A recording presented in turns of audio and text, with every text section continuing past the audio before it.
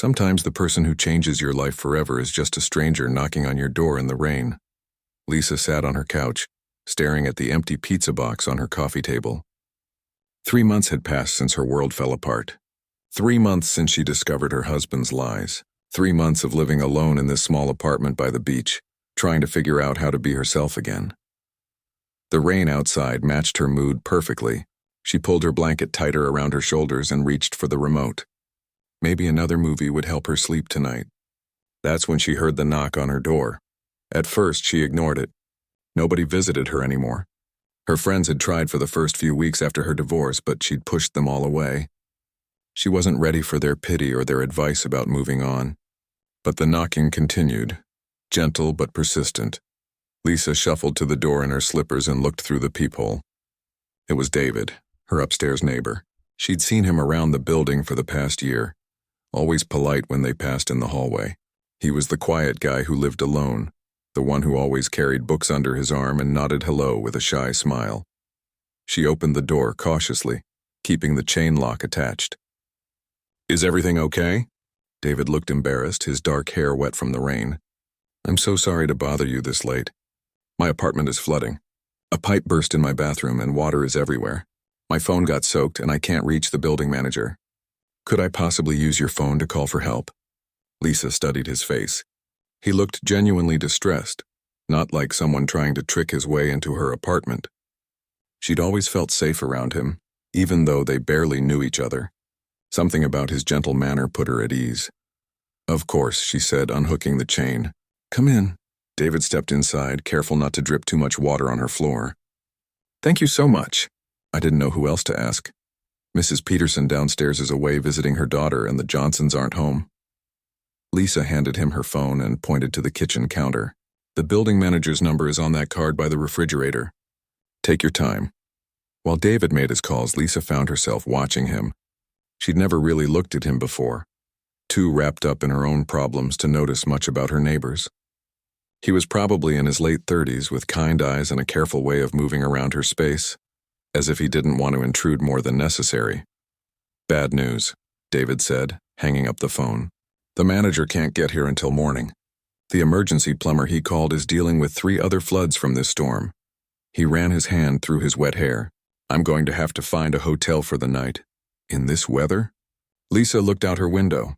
The storm had gotten worse and the wind was howling. "Everything will be booked up." "It's tourist season." David nodded, looking defeated. "You're probably right. Maybe I can sleep in my car." Something in Lisa stirred. Maybe it was the loneliness she'd been carrying for months, or maybe it was just basic human kindness, but she found herself speaking before she could think twice. "Don't be silly. You can stay here tonight. I have a couch and it's comfortable enough." David's eyes widened. "Oh no, I couldn't impose like that. You've already helped me so much." "It's just one night," Lisa said, surprising herself with how much she meant it.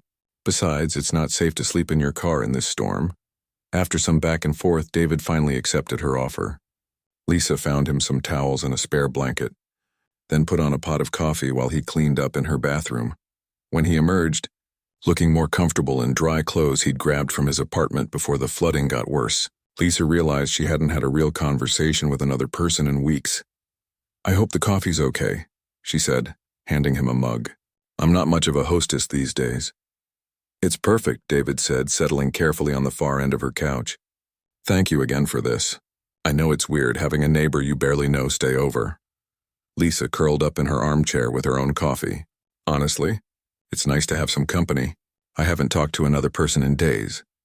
Something in her voice must have revealed more than she intended, because David's expression softened with understanding. "Rough patch?" Lisa found herself nodding. She hadn't planned to share anything personal, but there was something about David's quiet presence that felt safe.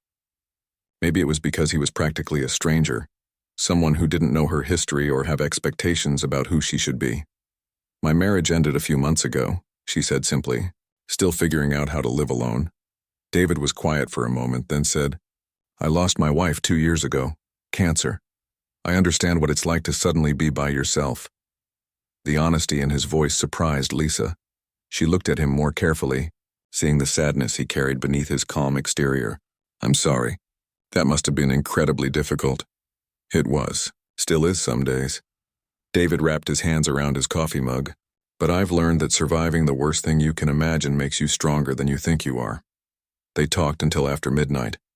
David told her about his work studying ocean life, about how he'd moved to this coastal town after his wife passed because being near the water helped him feel peaceful. Lisa found herself sharing things she hadn't told anyone, about how betrayed she felt, how she questioned whether she'd ever be able to trust anyone again.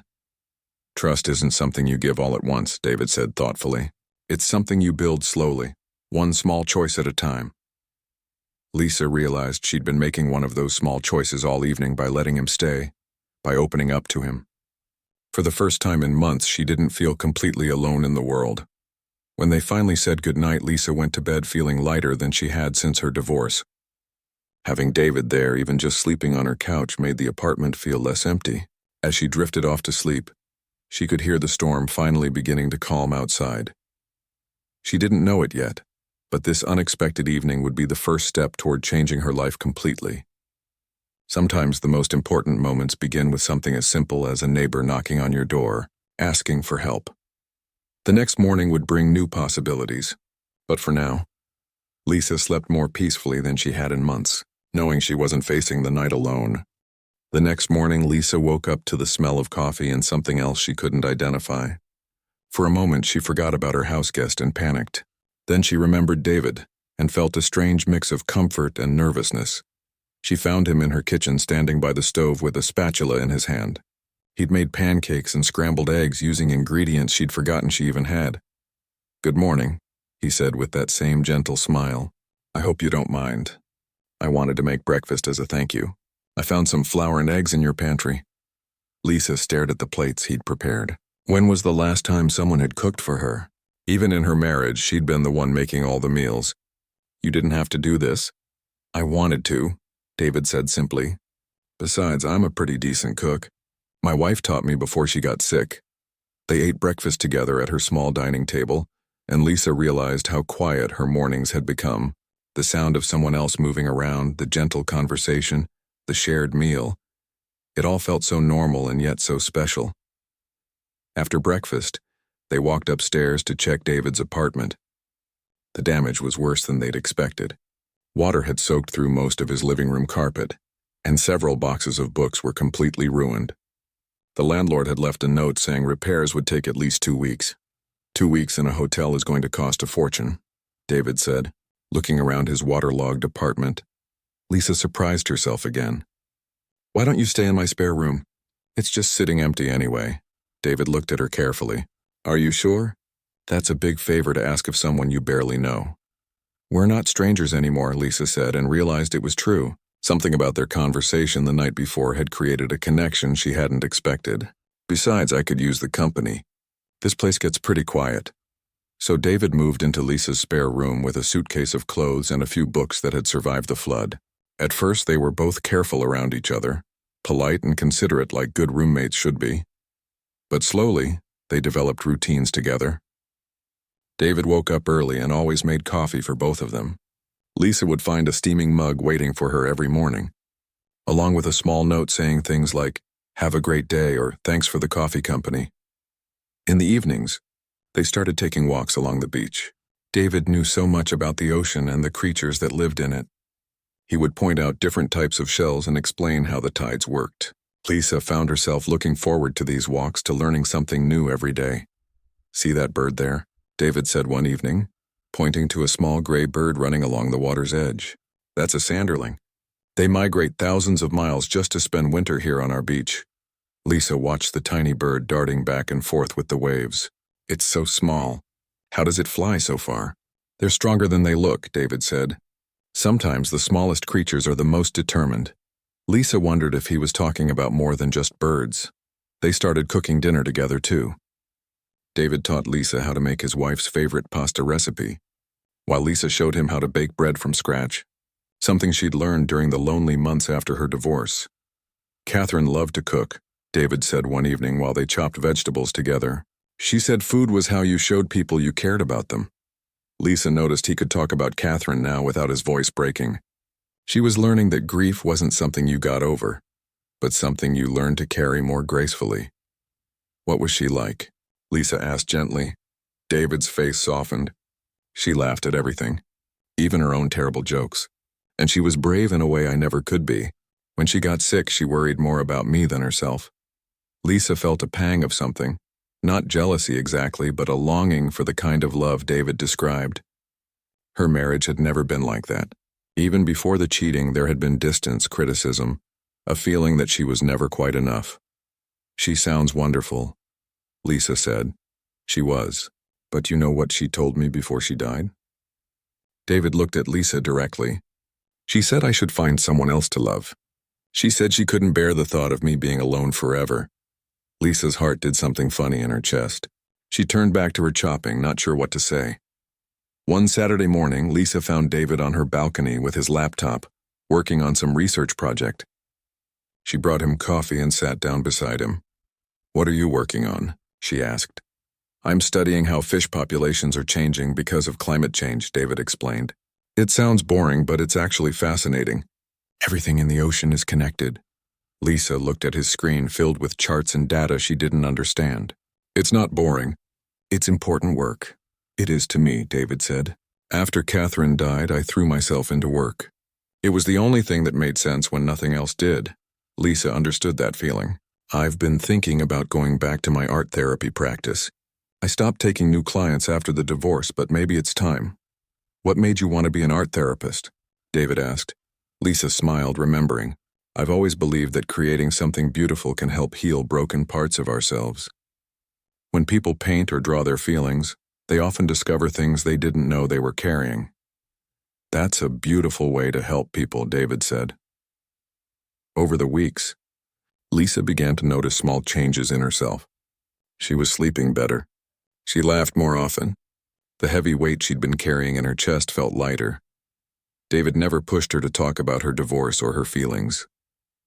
He simply existed peacefully in her space, making coffee and sharing meals and listening when she wanted to talk. His presence was like a warm blanket, comforting without being overwhelming. One evening, as they sat on the balcony watching the sunset, Lisa realized something that surprised her. She was happy.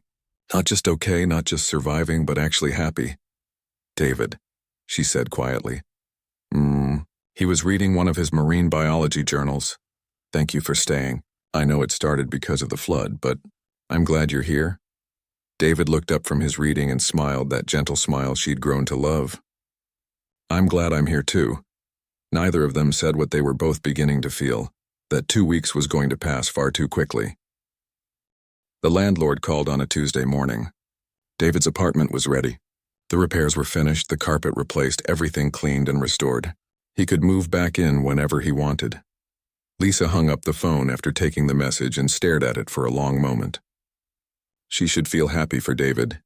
His life could go back to normal now. But all she felt was a hollow ache in her stomach. When David came home from work that evening, she told him about the call. His face went through several emotions: relief, happiness, and something else she couldn't quite read. "That's great news," he said, but his voice sounded flat. "Yeah," Lisa agreed, trying to match his enthusiasm. "You can finally have your own space back." They ate dinner quietly that night. Both of them seemed lost in their own thoughts. Lisa kept catching David looking at her, but when their eyes met, he would look away quickly.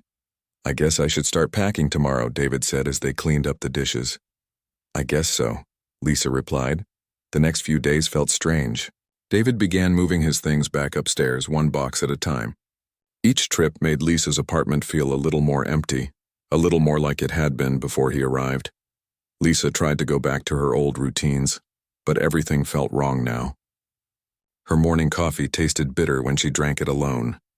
The apartment was too quiet. Even her evening walks on the beach felt lonely without David's gentle commentary about the marine life. On David's last night, Lisa made his favorite dinner, the pasta with mushrooms and herbs they'd perfected together over the past 2 weeks. They ate slowly, both of them seeming reluctant for the evening to end. After dinner, they went out to the balcony like they had every night. But tonight felt different. There was tension in the air, things unsaid hanging between them like storm clouds. "I'm going to miss this," David said quietly, looking out at the ocean. "Miss what?" Lisa asked, though she knew what he meant. "All of it. The coffee in the morning. Our walks, cooking together, just having someone to talk to. He paused. Having you to talk to? Lisa's heart was beating fast. She'd been thinking the same things, but hearing David say them out loud made everything feel more real, more dangerous. I'm going to miss it too, she admitted. They sat in silence for a while, both of them watching the waves crash against the shore. Finally, David turned to face her. Lisa, I need to tell you something. She looked at him, seeing something serious in his expression that made her pulse quicken. These past 2 weeks have been the best I've felt since Catherine died, David said carefully. I didn't think I could feel this way again. I didn't think I wanted to. Lisa's breath caught in her throat. She'd been having the same thoughts, but she'd been too scared to admit them, even to herself. I know you're still healing from your divorce, David continued, and I know this situation between us started by accident. But I need you to know that what I'm feeling isn't gratitude or convenience. It's something more. Lisa felt tears prick her eyes. Part of her wanted to run, to hide behind the wall she'd built up since her marriage ended, but a bigger part of her wanted to be brave, to take the risk of opening her heart again. I'm scared, she whispered. I know, David said gently. So am I. What if I'm not ready? What if I mess this up? David moved closer to her on the balcony bench. What if you don't? Lisa looked into his eyes and saw everything she'd been feeling reflected back at her. The connection they'd built wasn't imaginary. The happiness she'd found with him wasn't fake. But the fear was real too. My ex-husband cheated on me, she said suddenly. For months, maybe longer. I lived with someone for 8 years and never knew who he really was. How can I trust my judgment about anyone? David was quiet for a moment. Then he said, I can't promise I'll never hurt you. Nobody can promise that, but I can promise that I'll never lie to you. And I can promise that if you give us a chance, I'll do everything I can to prove that you can trust me. Lisa felt something shift inside her chest. For weeks she'd been feeling alive again, feeling like herself again. David had been part of that healing, but more than that. He'd helped her remember who she was before her marriage, before the betrayal, before the fear. She thought about the woman she'd been 2 weeks ago, alone and bitter and convinced she'd never be able to love anyone again. Then she thought about the woman she was now, laughing, cooking, taking long walks and learning about ocean creatures and feeling grateful for each day. I don't want you to move out, she said quietly. David's eyes widened slightly. What do you mean? Lisa took a deep breath, feeling like she was about to jump off a cliff. I mean, I don't want tonight to be goodbye. I want to see what this could be, whatever this is between us. Are you sure? David asked. Because once we cross this line, we can't go back to just being neighbors who helped each other out. Lisa thought about that. Going back to her empty apartment, her silent mornings, her solitary dinners. Then she thought about the possibility of something more. Real partnership, genuine connection, maybe even love. She stood up and walked to the balcony railing, looking out at the ocean. David followed her, standing close enough that she could feel the warmth of his presence. I've spent the last few months afraid of everything, she said. Afraid of trusting anyone, afraid of being hurt again, afraid of making the wrong choice. But maybe the biggest risk isn't opening my heart again. Maybe the biggest risk is staying closed off forever. She turned to face David. And for the first time in longer than she could remember, she felt completely sure about something. I'll only stay if you want me to, she said, her voice barely above a whisper. David's face broke into the most beautiful smile she'd ever seen. I want you to stay, he said. More than anything. Lisa smiled back, feeling lighter than she had in years. She'd made her choice, and for the first time since her divorce, it felt like the right one. The morning after their conversation on the balcony, Lisa woke up feeling different. Not just happy, but nervous too. She'd made a huge decision the night before, and now she had to figure out what it actually meant. She found David in the kitchen as usual, making coffee. But this time, when he handed her the mug, their fingers touched and neither of them pulled away immediately. The simple contact sent a flutter through Lisa's stomach. Good morning, David said, and there was something new in his voice, a warmth that hadn't been there before. Good morning, Lisa replied, suddenly feeling shy. They sat at the breakfast table, and Lisa realized they needed to talk about practical things. So what happens now? I mean, with your apartment upstairs and everything? David smiled. Well, I was thinking I could keep paying rent on it but spend most of my time here. If that's okay with you, we don't have to rush into anything. Lisa felt relief wash over her. I'd like that. Taking it slow, I mean. We have all the time in the world, David said gently. But taking it slow was harder than Lisa expected. Not because David pressured her, but because being around him felt so natural. They fell back into their routines, but everything felt heightened now. When they cooked together, she was more aware of him moving around the kitchen. When they walked on the beach, she found herself wanting to hold his hand. A week into their new arrangement, Lisa decided to do something she'd been avoiding for months. She called her best friend Amy. Lisa. Amy's voice was full of surprise and joy. I've been so worried about you. How are you doing? I'm doing better, Lisa said. Actually, I'm doing really well. I wanted to tell you about someone. There was a pause. Someone? Like a man someone? Lisa laughed. Yes, a man someone. His name is David and he's been staying with me. Wait, what? Back up. Start from the beginning.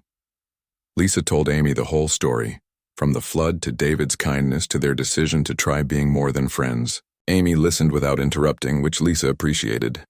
He sounds wonderful, Amy said when Lisa finished. But honey, are you sure you're ready for this? It's only been a few months since your divorce.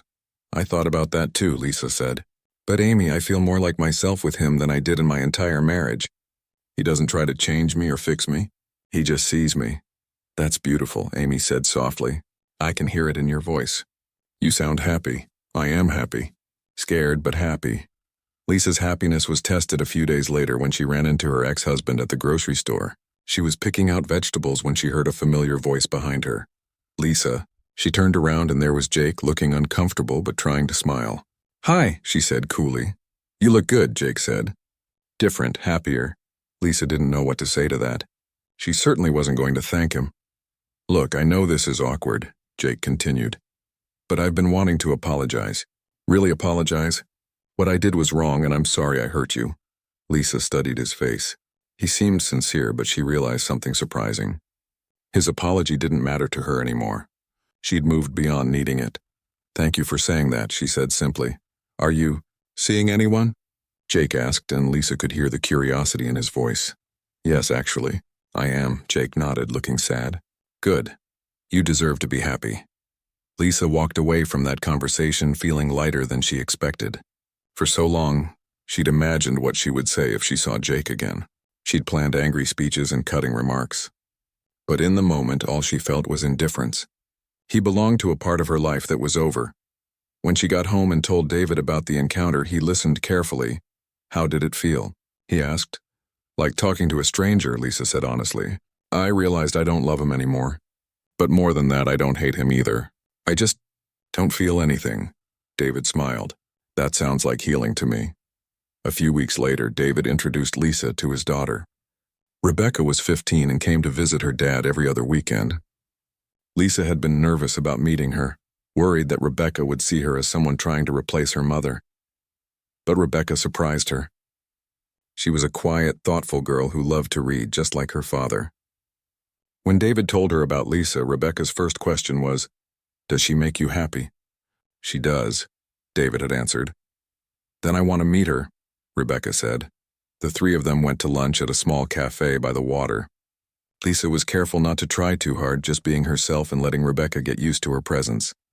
Dad says you're an art therapist, Rebecca said shyly. I am, Lisa replied. I help people express their feelings through drawing and painting. That sounds cool. I like to draw sometimes, but I'm not very good at it. Being good at it isn't the point, Lisa said. It's about getting your feelings out. Sometimes drawing something sad can make you feel better, even if the drawing isn't perfect. Rebecca nodded thoughtfully. By the end of lunch, she was talking more freely. And when David walked her back to her mom's car, she hugged Lisa goodbye. I like her. Dad? Lisa heard Rebecca whisper to David. I'm glad.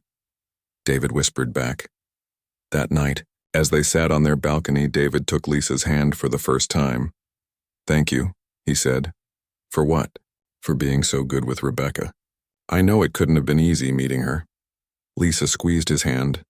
She's a wonderful girl. She's lucky to have you as a father. We're both lucky to have you in our lives, David said. Lisa looked out at the ocean, thinking about how much her life had changed in just a few months. She'd gone from being alone and broken to being part of something beautiful and complicated and real. "David," she said. "Yes? I think I'm falling in love with you." David turned to look at her, his eyes bright with emotion. "I think I'm falling in love with you, too." They sat holding hands in the moonlight, both of them amazed by how love could grow so quietly and then bloom so suddenly. Lisa realized that this was what she'd been missing in her marriage. This feeling of being completely known and accepted, of being part of a team instead of being alone even when she wasn't by herself. For the first time since her divorce, Lisa began to believe that her future might be even better than her past had ever been. 6 months after that rainy night when David first knocked on her door, Lisa stood in her art therapy office, preparing for her first client in almost a year. She'd finally felt ready to return to work, to help other people heal the way she'd been healing herself. The office looked different now. Instead of the sterile white walls from before her divorce, she'd painted them a warm cream color and hung some of her own artwork. David had helped her choose frames and hang the pictures, making jokes about his lack of artistic ability while being surprisingly good at making everything level. Her first client was a woman named Janet, recently widowed and struggling with loneliness. As Janet began to paint her feelings, Lisa found herself thinking about how much she understood that loneliness now. But more importantly, she understood that it didn't have to last forever. "It feels like I'll never be happy again," Janet said as she painted dark, swirling shapes on her canvas. "I know that feeling," Lisa said gently, "but happiness doesn't always look the same. Sometimes it comes back in ways you don't expect." After Janet left, Lisa sat looking at the painting she'd left behind. The dark swirls reminded Lisa of her own emotional state 6 months ago. She thought about the woman she'd been then, bitter, closed off, convinced that love was something that happened to other people. David picked her up from work that evening, something he'd started doing on days when he finished his research early. Lisa slid into his car and immediately felt the comfort of his presence. "How was your first day back?" he asked, leaning over to kiss her cheek. "Good," Lisa said. "Really good. It felt right, helping someone else work through their pain." "I'm proud of you," David said, and Lisa felt a warm glow in her chest. In her marriage, Jake had never really understood her work or why it mattered to her. David not only understood it, he celebrated it. They drove to their favorite restaurant, a small place overlooking the harbor. Over dinner, David told her about his research project, how he'd discovered a new pattern in fish migration that could help predict climate change effects. "You're going to be famous," Lisa teased. "Dr. David Williams, the man who solved the ocean's mysteries," David laughed. "I doubt that, but I love what I do, and that's enough." Lisa realized that was something they shared. Both of them had work that felt meaningful, that made them excited to get up in the morning. After dinner, they walked along the pier. It had become one of their favorite things to do, especially on warm evenings like this one. David pointed out different boats in the harbor and told her stories about the fishermen he'd met during his research. "There's something I want to talk to you about," David said as they reached the end of the pier. Lisa felt a flutter of nervousness.